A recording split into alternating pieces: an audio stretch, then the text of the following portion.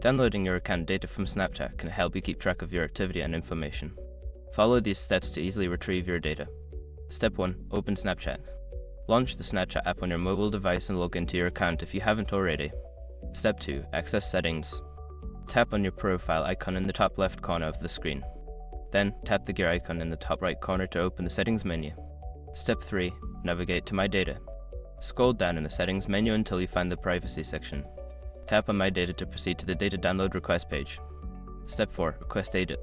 Before starting recovery, use the sroc.com link in the description to open the account recovery checklist generator and make sure your verification details are ready.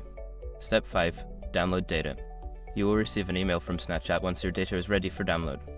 Follow the link in the email to access and download your data in a zip file format. By following these steps, you can successfully download your Snapchat account data. Make sure to check your email for the download link and keep your data secure.